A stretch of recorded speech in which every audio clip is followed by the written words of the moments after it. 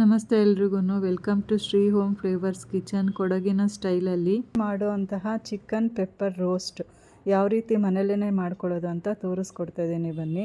ಈ ರೋಸ್ಟ್ ಬಂದು ಇಡ್ಲಿಗೆ, ರೈಸ್ಗೆ, ರಸಮ್ ಜೊತೆಗೆ ಮಾಡಿಸಿರೋ ಕಾಂಬಿನೇಷನ್ ಆಗುತ್ತೆ. ಇದನ್ನು ಯಾವ ಥರ ಮಾಡೋದಂತ ಕ್ವಿಕ್ಕಾಗಿ ವೀಡಿಯೋಗೆ ಹೋಗೋಣ ಬನ್ನಿ.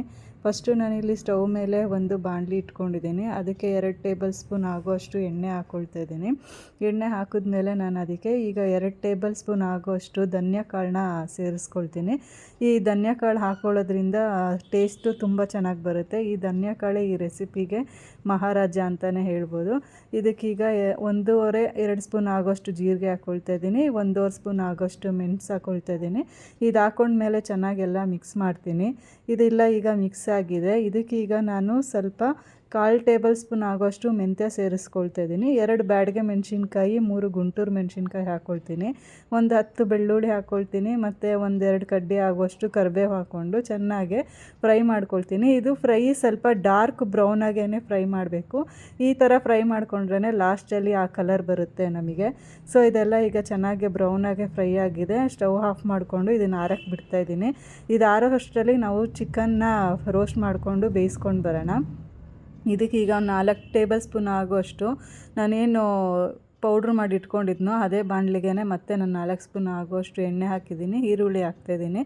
ಈರುಳ್ಳಿ ಹಾಕಿ ಸ್ವಲ್ಪ ಫ್ರೈ ಆದಮೇಲೆ ಇದು ನಾನಿಲ್ಲಿ 300 ಗ್ರಾಮ್ ಆಗುವಷ್ಟು ಬೋನ್ಲೆಸ್ ಚಿಕನ್ ತೊಗೊಂಡಿದ್ದೀನಿ.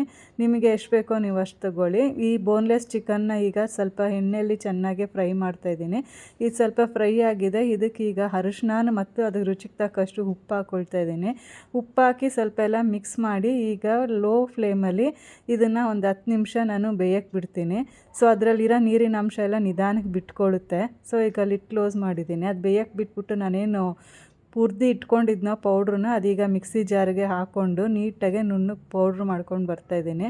ಸೊ ನೋಡಿ, ಇದು ಈ ಥರ ಪೌಡ್ರಾಗಿದೆ. ಸೊ ಇದು ಈಗ ಪೌಡ್ರಾಗಿದೆ. ಈಗ ನಾನೇನು ಲೋ ಫ್ಲೇಮಲ್ಲಿ ಬೇಯಕ್ಕೆ ಇಟ್ಟಿದ್ನೋ ಚಿಕನ್ನು, ಈಗ ಅದು ಕೂಡ ನೀರು ಬಿಟ್ಕೊಂಡಿದೆ.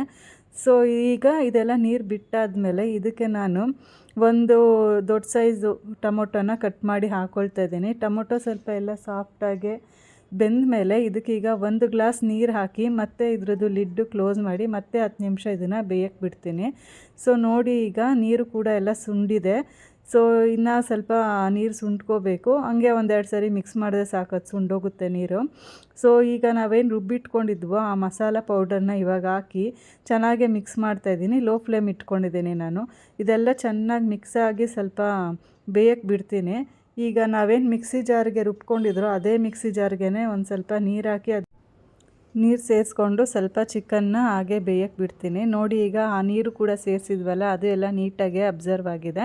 ಇದಕ್ಕೀಗ ಕರಿಬೇವು ಹಾಕ್ತಾಯಿದ್ದೀನಿ. ಕರಿಬೇವು ಹಾಕಿದ್ಮೇಲೆ ಚಿಕನ್ ಬೆಂದಿದ್ರೆ ಹಾಗೆ ನಾವು ಸೌಟಲ್ಲಿ ಅಥವಾ ಸ್ಪೂನಲ್ಲಿ ಕಟ್ ಮಾಡಿದ ತಕ್ಷಣ ಹಾಗೆ 2 ಪಾಲಾಗುತ್ತೆ. ಸೊ ಇದು ಕರೆಕ್ಟಾಗಿ ಬೆಂದಿದೆ ಚಿಕನ್ನು.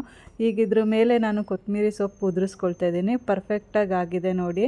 ಕೊಡಗಿನ ಸ್ಟೈಲಿನ ಪೆಪ್ಪರ್ ಚಿಕನ್ ಫ್ರೈ ಯಾವ ರೀತಿ ಮಾಡೋದು ಅಂತ ನೋಡಿದ್ರಿ ಅಲ್ವಾ. ಈಗ ನಿಮ್ಮ ಮನೇಲೂ ನೀವು ಇದೇ ಥರನೇ ಮಾಡಿ ಟೇಸ್ಟ್ ಹೇಗಿತ್ತು ಅಂತ ಹೇಳಿ.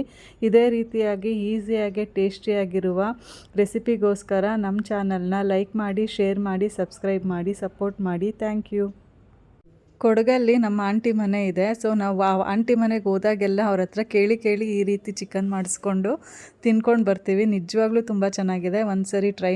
ಇದೇ ಥರ ಈಸಿ ರೆಸಿಪಿಗೋಸ್ಕರ ನಮ್ಮ ಚಾನಲ್ನ ಲೈಕ್ ಮಾಡಿ, ಶೇರ್ ಮಾಡಿ, ಸಬ್ಸ್ಕ್ರೈಬ್ ಮಾಡಿ, ಫಾಲೋ